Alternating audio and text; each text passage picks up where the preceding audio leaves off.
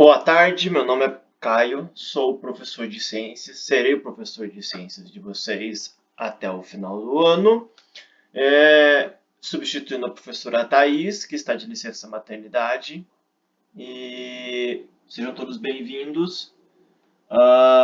Como eu não tenho acesso ainda à plataforma, eu tenho que gravar aulas, tenho que gravar vídeos para vocês, e por isso que eu estou demorando um pouco para fazer os vídeos e postar eles no YouTube, ok? Esse vídeo será postado no YouTube, terá acesso com o link que eu enviarei no grupo 99 da sala, pelo WhatsApp, e vocês sempre poderão acessar esse link, ok?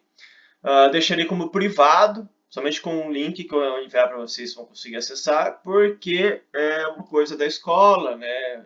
Envolve vocês, eu prefiro que isso seja privado a nós, tá bom? Se vocês tiverem alguma dúvida, fiquem à vontade para mandar uma mensagem para mim no WhatsApp. Se quiserem mandar um e-mail, enviarei meu e-mail também para vocês disponível. Mas saibam que eu posso responder a qualquer momento e toda dúvida tem que ser sanada e respondida. Ok? Alguma dúvida até aqui? Acredito que não, né? Então, é um prazer estar aqui com vocês. É um prazer dar aula para o nono ano, que é uma das séries que eu mais gosto, porque falam dos temas que eu mais gosto, que é a genética e que é teorias da evolução. E vocês viram com a professora Thais sobre genética, as leis mendelianas, né? Mendel foi uma pessoa extremamente importante para a nossa ciência, pois ele fortificou a teoria de Darwin, tá? Que é o que nós iremos ver hoje. Como vocês já viram a teoria da hereditariedade, tá? As teorias de Mendel, genética, as heranças dos caracteres, né? Toda aquela parte do chiqueirinho que todo mundo faz, que nós vamos rever isso em aula na semana que vem. Eu vou dar uma reforçada para vocês, principalmente porque fica mais fácil a visualização, né? E sanar mais dúvidas, porque é um tema um pouco mais delicado. Porém, hoje nós iremos falar sobre as teorias da evolução. Nós temos dois grandes nomes, temos outros nomes, tá, gente? Na evolução, que criaram as teorias da evolução durante toda a nossa história. Antigamente, lá no período da era medieval, onde existia o controle da igreja, né? A igreja católica era uma entidade muito poderosa que ela tomava conta da população e de todo o conhecimento que a população poderia ter. E com isso, a ciência foi meio defasada, porque então era vista como bruxaria, como é, criticar as ideias de Deus, entendeu? As ideias, não, as ordens de Deus, digamos assim. Eu não estou aqui para falar de religião, tá? Não quero falar de religião nas nossas aulas de ciência, e nós iremos falar de ciência. O que vocês acreditam sobre Deus, sobre religiões. Eu peço que fiquem em casa e não levem para a aula de ciências, tá? Porque eu vou seguir o que a ciência diz, tá bom? Além do mais, eu sou um cientista, faço mestrado, minha área é ecotoxicologia, eu estudo o impacto dos contaminantes químicos no meio ambiente e o que isso vai afetar durante gerações. Faço na Universidade Federal da Fronteira Sul, estou quase terminando, na verdade. E vamos lá. Então, primeiro eu quero falar que antigamente, então, como eu falei para vocês, a Idade Média, toda aquela coisa, acreditava-se que os seres vivos apareciam do nada. Por quê? Porque eles levantavam uma pedra e viam que na pedra tinha alguns vermes, existiam alguns insetos. E então esses animais surgiam da pedra. Então os animais apareciam do nada. Até que chegou algumas pessoas que começaram a falar: opa, não, algumas coisas são diferentes. A primeira pessoa foi o Louis Pasteur. O Louis Pasteur ele fez a sopa. E nessa sopa ele conseguiu provar que existiam, os seres estavam presentes no ambiente e que as coisas não surgiam do nada, porque ele pegou, fez uma sopa e ferveu essa sopa. Teoricamente não existiria nada quando você ferve, porém quando você e deixou fechada. O outro experimento ele fez a mesma coisa, porém deixou a tampa aberta. Com a tampa aberta, fermentou, criou diversos animais ali dentro, bactérias, fungos, protozoários, porque eles estão livres no ambiente, e quando estava fechado não aconteceu nada. Então essa foi uma das primeiras teorias que quebraram esse paradigma que a religião impunha. Após isso surgiu outros, mas não vamos falar desses outros, vamos falar principalmente de um cara chamado Lamarck.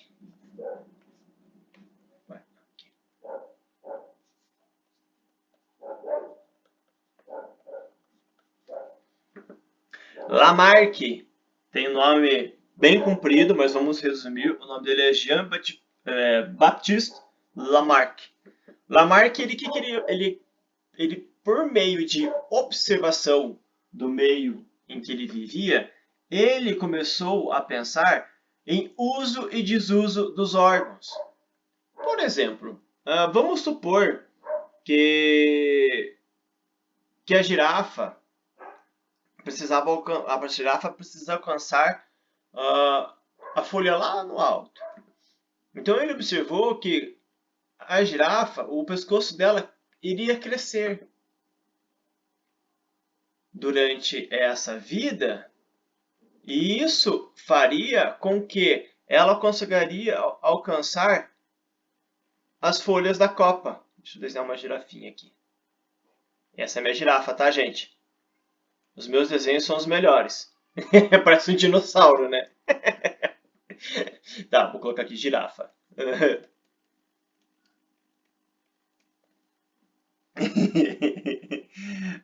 Então a girafa, de tanto esticar o pescoço dela iria crescer. E aí a próxima geração de girafas teria um pescoço maior.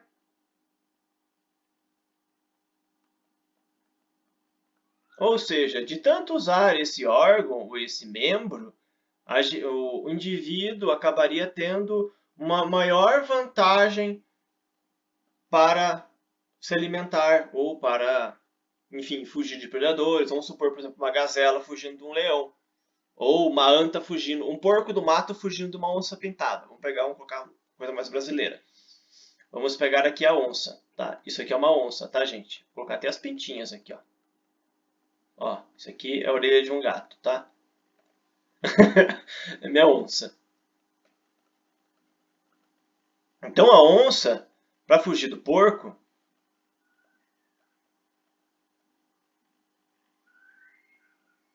isso aqui é um porco, tá? Porco. Então o porco, para fugir da onça, ele ao desenvolver da vida, ele iria adquirir pernas mais ágeis para fugir dessa onça e audições melhoradas conforme fosse passando o tempo. E os indivíduos, os filhos desse porquinho, iriam adquirir as mesmas vantagens. Essa era a teoria de Lamarck. Bom, se você for parar a pensar na época, em 1800, 1700, ali naquela época, isso é muito tempo atrás, quase 300 anos atrás, tá, gente? Era normal pensar dessa forma, tá? Da mesma forma que em 1910 era comum achar que não deveríamos ter, os pobres não deveriam ter trabalho remunerado, por exemplo, tá? Um trabalho digno. Era comum naquela época pensar, principalmente porque nós éramos as classes mais ricas influenciavam mais do que o normal, do que já influenciam hoje em dia, a nossa sociedade. Então, diversos pensamentos, gente, foram mudando conforme o tempo, tá? Inclusive, que nem eu falei para vocês, da igreja lá que surgiu do nada, Pasteur descobriu uma coisa, Lamarck concluiu outra, que é uma teoria muito mais complexa. Mas aí, até então, essa teoria era intocável. Ficou muito tempo intocável. Por quê? Porque Lamarck não só desenvolveu essa teoria, como também desenvolveu a nomenclatura dos indivíduos. Então, Lamarck era um cientista muito conceituado na época, tá bom? Ele era como se fosse hoje Carl Sagan. Se vocês não sabem quem é Carl Sagan, leiam A Origem do Universo, que é uma série fantástica que ele fez. Eu vou passar depois para vocês alguns links bem legais, assim, de que fala como a ciência, fala um pouco mais simplificando a ciência. E Carl Sagan tinha uma fala muito plausível, e ele foi um dos grandes pesquisadores, cientistas da nossa geração, tá? Desse nosso tempo. Um bem famoso também é Stephen Hawking, aquele que era da cadeira, que falava por causa de um programa de computador. Ele, cara, era um gênio também da nossa geração. Tá? Então Lamarck era como se fosse um desses caras. Só que mais importante ainda, tá bom? Lamarck era muito importante. Ele fez a nomenclatura dos indivíduos. O que ele fez? Antes, os indivíduos chamavam-se, por exemplo, vamos pegar o João de Barro, tá? Passarinho João de Barro. Vou desenhar meu passarinho. Ó, isso aqui é meu passarinho, tá? Vamos colocar aqui o João de Barro.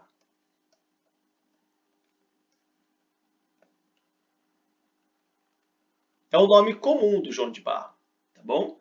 Vamos supor que lá em Minas Gerais, o mesmo João de Barro tem o nome de João das Casas, porque ele faz a casinha.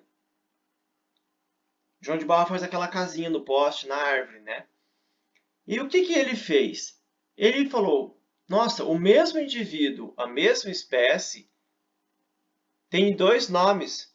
A gente pode fazer uma coisa diferente. Vamos colocar isso uma nomenclatura específica, uma nomenclatura universal, que todos os lugares vão chamar pelo nome científico. E aí surge pela primeira vez o nome científico.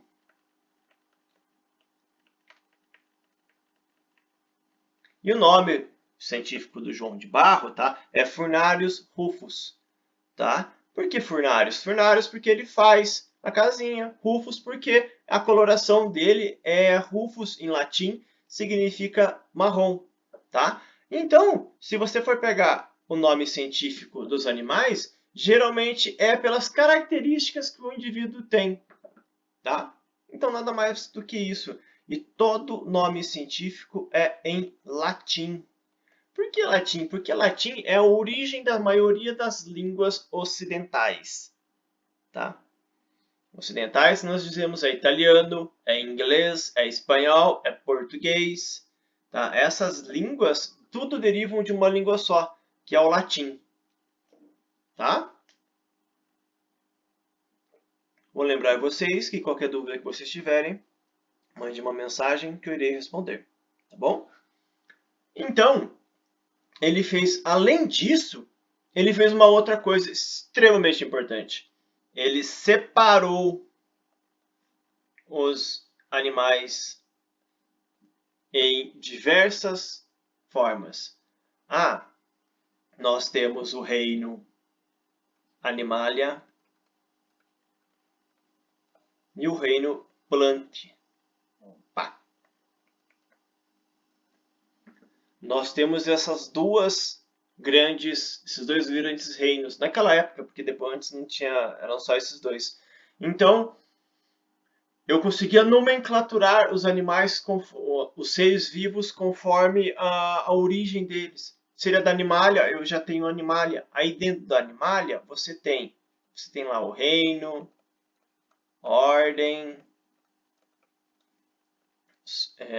família, gênero e espécie. É isso que Lamarck fez. Ele sistematizou, nós chamamos isso aqui de sistemática, tá? Ele sistematizou os indivíduos e agrupou os indivíduos. Os indivíduos que têm as mesmas características a gente vai colocar aqui. Vamos supor, esse tal bichinho é parecido com isso, então eu vou colocar ele no mesmo gênero, tá bom? Vamos pegar, por exemplo, Furnarius rufus. Furnarius é o gênero e Rufus é a espécie. Então nós temos duas coisas. Nós temos o nome científico, nós temos o gênero como primeiro nome e a espécie como epíteto específico. Vocês precisam saber disso? Não, só estou dizendo, tá? Que são essas duas coisas. Isso Lamarck fez. Então Lamarck era um cara inquestionável na ciência, até que surgiu um navio com o nome de cachorro. Eu vou passar um link para vocês que eu quero que vocês façam como dever de casa, tá? Que é um podcast, todo mundo já escutou um podcast, eu acredito eu, que fala sobre ciência e fala sobre um navio com o nome de cachorro, o nome Beagle, tá? Esse navio saiu de Londres, levando alguns cronômetros pelo mundo para sabermos os fusos horários. Naquela época ainda não sabíamos quantos fusos horários. E foi a primeira vez que cronômetros conseguiram fazer a medição do tempo em alto mar, porque o cronômetro até então era por pêndulo, e pêndulo não funciona, né, com o vai e vem das ondas. Vocês vão ver isso no podcast, é fantástico, o podcast é lindo. E saiu de Londres com dezenas de livros, um naturalista novo, com 21 anos, pelo mundo. Darwin até então não era o Darwin que nós conhecemos hoje. Charles Darwin era nada mais do que uma pessoa curiosa, que tinha vontade e desejo de conhecer as coisas, era um cientista desde que nasceu. Cientistas não se criam, cientistas se descobrem, tá? Não tem como você falar, eu quero ser cientista. Não é assim. Primeiro você tem que ser uma pessoa extremamente curiosa. Você tem que querer descobrir o novo, porque isso que é um cientista. Os fatos já existem, tá? A gente não cria fatos. Os fatos já existem. Nós apenas descobrimos eles. Nós apenas olhamos, observamos e concluímos. Nós criamos novas substâncias? Sim, por meio de observações, tentativas e erros. É isso que é um cientista. E Darwin entrou dentro desse navio e rodou o mundo. E aí, Darwin olhou numa ilha chamada Galápagos. Isso, ele passou pelo Brasil, tá, gente? Ele viu uma diversidade gigante no Brasil. Para a informação de vocês, o Brasil é o país mais diverso do planeta. Nós temos a maior diversidade de insetos, nós temos a maior diversidade de anfíbios, maior diversidade de répteis, mamíferos, plantas, enfim, o que vocês imaginar, o Brasil é o país mais diverso. Não tem como outro país ter tanta coisa, porque nós temos 2 florestas tropicais, nós temos a Mata Atlântica e nós temos a Floresta Amazônica. Nós temos outros biomas, como o Cerrado, como a Caatinga, como o Pampa, aqui no sul, e o Pantanal. Nós temos vários biomas e esses biomas são extremamente ricos em biodiversidade. Vou explicar um pouco mais para vocês sobre a nossa biodiversidade mais para frente, tá bom? Então Darwin ficou maravilhado. Ele ficou encantado com o Brasil. E depois disso aqui ele passou pela Argentina, passou pelo Chile, passou por alguns países da América do Sul, até chegar numa ilha do Equador chamada Galápagos. Na ilha Galápagos ele descobriu algumas coisas, ele observou. São diversas ilhas, tá? Nessas ilhas existiam cada um animais diferentes. O principal objeto que chamou a atenção do Darwin era o formato do bico dos passarinhos. Cada passarinho tem um formato de bico diferente. Esse bico, vamos supor, é específico para sementes. Esse bico aqui é específico para... Nossa, bem feio esse bico, né? Para pegar animais na terra, animais subterrâneos, vamos colocar assim.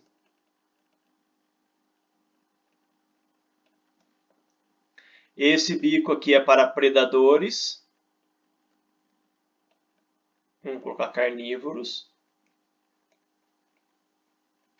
E um bico mais fino para insetos.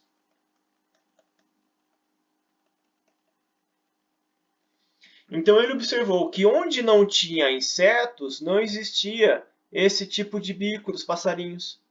Ele observou que onde não tinha muitas sementes, esse passarinho que possuía esse bico não estava comendo no local. E todos os lugares tinham animal carnívoro por causa da especificação dos bicos. Então, o que Darwin percebeu em Galápagos? Além disso, tem uma outra coisa que eu vou falar também. Ele percebeu que os animais não era o ambiente,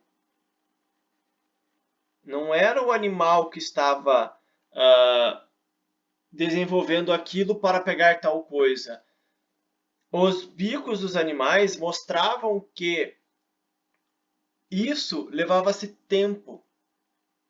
Ele colocou uma coisa muito importante na sua teoria, chamada tempo. O tempo fazia com que o animal que tinha maior especificação no seu hábito alimentar conseguia, no tempo, transferir alguma coisa, as suas características, para os seus indivíduos. Por exemplo, vamos supor, você tem diversos animais, todos iguais, com exceção desse aqui. Esse aqui é um pouco maior. Vamos colocar outro aqui. E esse aqui é um pouco menor. Tá? Existe uma barreira.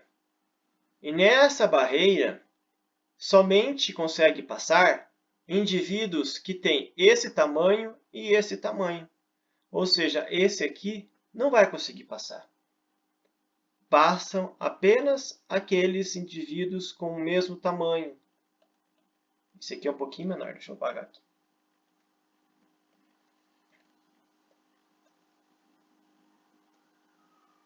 Eles são menores.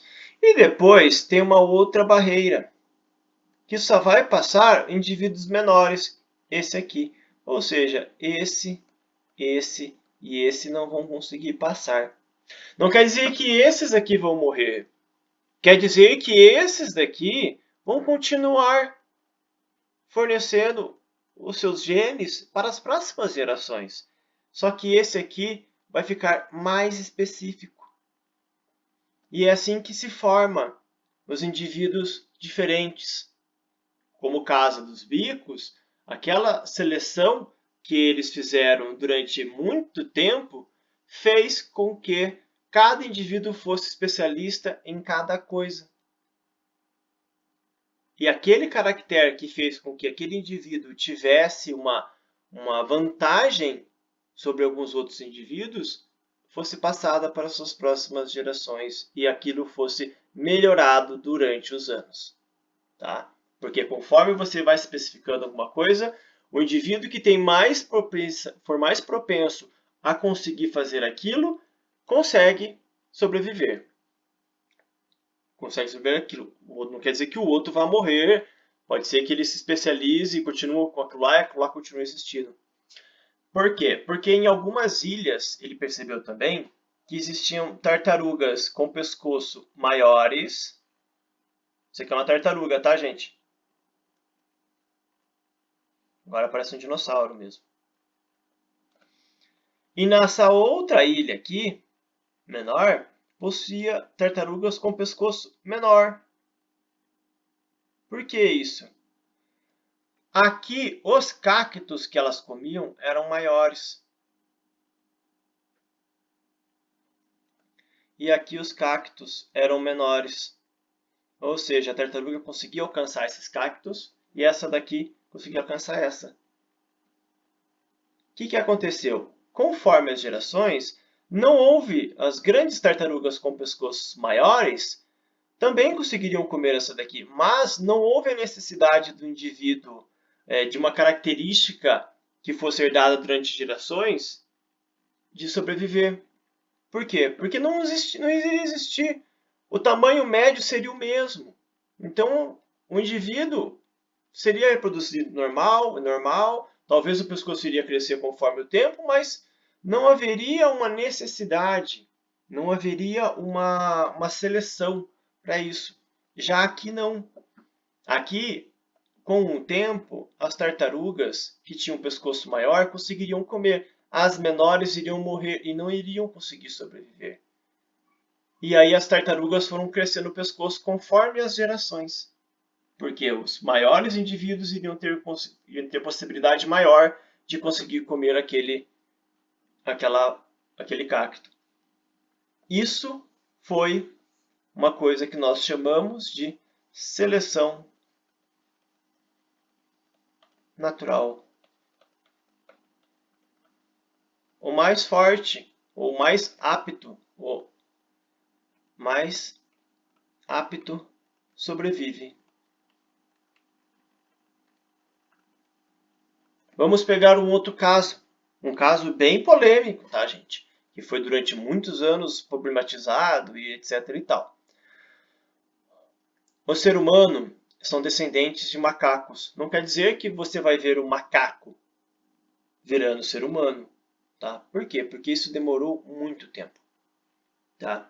O Homo sapiens surgiu há 200 mil anos. O Homo sapiens. O Homo sapiens é o que nós somos hoje.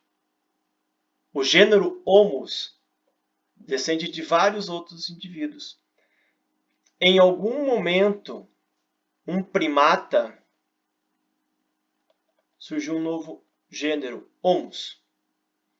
Desse gênero surgiu um indivíduo chamado Australopithecus. Não quer dizer, tá, gente, que aqui nesse tempo, vamos colocar aqui,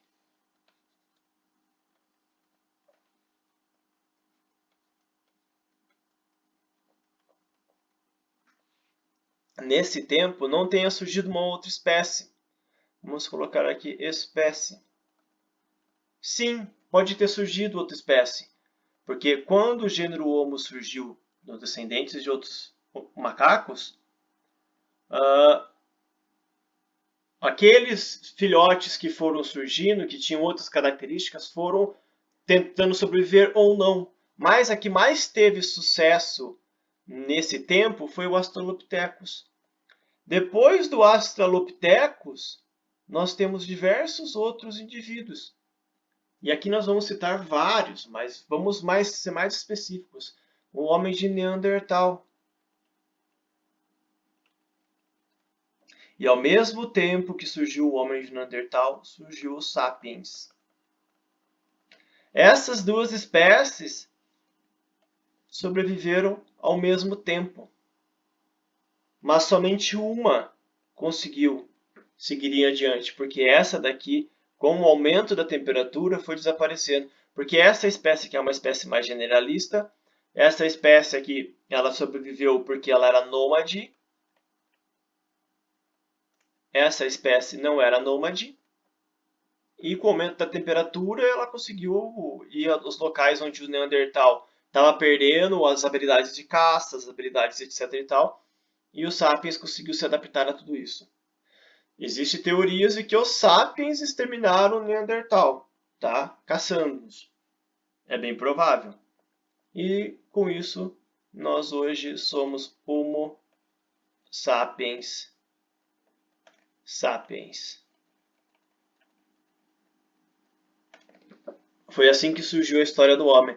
E quando vocês verem aquela figurinha que tem um macaquinho, depois tem um homem um pouco mais ereto, depois tem um homem mais ereto, caçador, e depois tem um homem atual, né? Isso é uma mentira. Porque não foi assim. Porque diversas outras espécies aqui surgiram. Dessas outras espécies surgiram, só que foram ao longo do tempo desaparecendo. Nossa, professor, sério que é assim? Sim, é assim. E isso aqui nós chamamos de árvore filogenética.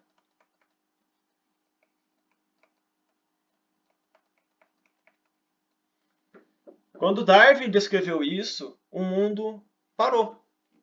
O mundo parou. Por quê? Nossa, que teoria nada a ver.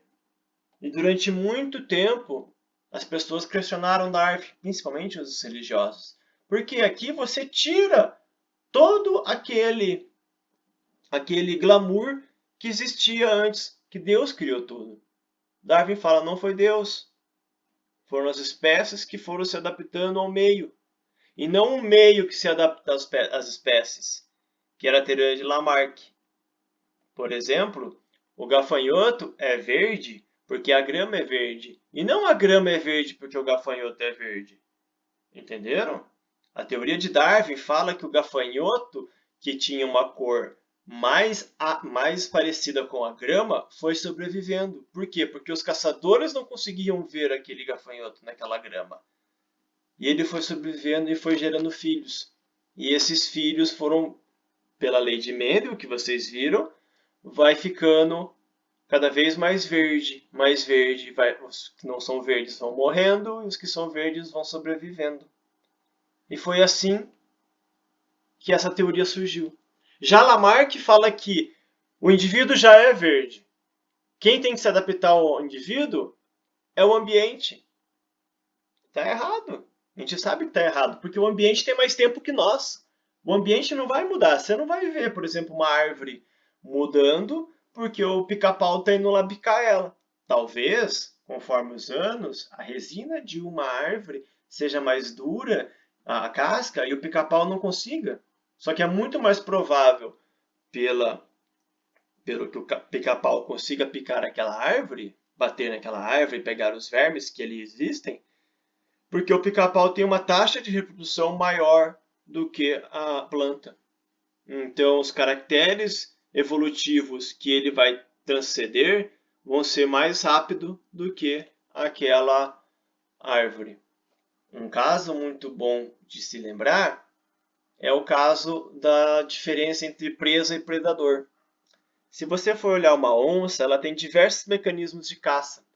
Ela tem unhas, ela tem dentes, ela tem uma mordida poderosa, ela corre, ela escala, ela nada, ela faz diversas coisas. Porém, a sua taxa de sucesso é muito baixa, porque se fosse alta, não existiriam mais presas. Então, as presas, elas têm que ter uma taxa de reprodução, uma taxa muito mais elevada do que o predador. Então, elas têm que ter mais filhos. Por exemplo, quantos filhotinhos tem uma onça? 2, 3 no máximo. Quantos filhotinhos tem um porco do mato? 15, 16 por ninhada. Entenderam a diferença? Essa diferença faz com que os bichos, as presas, tenham um maior sucesso na sua sobrevivência do que a onça. Tá bom? Gente, eu vou parar por aqui, senão eu vou confundir muito a cabecinha de vocês. Tá? A gente vai conversar mais disso em sala de aula. Eu vou postando também mais vídeos aqui para vocês irem acompanhando. Principalmente o pessoal que não pode ir na sala de aula. Mas eu quero que vocês tenham isso em mente. Que esses caracteres são passados de gerações. Tá? Que é uma outra coisa que deu um forte foco para a teoria de Darwin. As teorias de Mendel. Mendel até então era desconhecido, gente. Mendel só foi ser redescoberto, quando Darwin publicou seu livro. Darwin nunca leu Mendel, tá? Darwin era péssimo em matemática. Darwin odiava matemática. Ele tinha um livro de Mendel que ele ganhou do indiano. O indiano enviou para ele e falou, olha que fantástica teoria. Ele nem sequer leu, porque ele viu as fórmulas matemáticas e ele já desistiu. Se Darwin tivesse lido as teorias de Mendel, nós não teríamos o que nós chamamos hoje de neodarwinismo, que nós iremos ver depois. Tá? Nós teríamos hoje uma teoria muito mais complexa desde aquela época. Muito mais consistente. Porque até então, durante muito tempo, Darwin ficou lutando para que sua teoria fosse aceita. Tá? Por causa da resistência da academia e da igreja. Com as leis de Mendel, Darwin poderia muito bem ter provado muito mais rápido. Tá bom? Então eu vou deixar para vocês o link na descrição do vídeo para vocês assistirem o podcast. E com isso vai ter algumas questões. Eu vou passar o link do Google Docs para vocês preencherem, tá bom? Preencham com o nome de vocês e me enviem. Ou melhor, eu vou fazer um formulário e vocês preenchem o formulário, tá bom? Muito obrigado pela presença de vocês. Peço mais uma vez desculpas pelo imprevisto, de não conseguir ter feito aulas de manhã, que leva um tempo para conseguir fazer os vídeos, estudar os vídeos, editar os vídeos. E um ótimo final de semana. E não esqueçam de fazer as tarefas e escutar o podcast. Um beijo e um bom final de semana.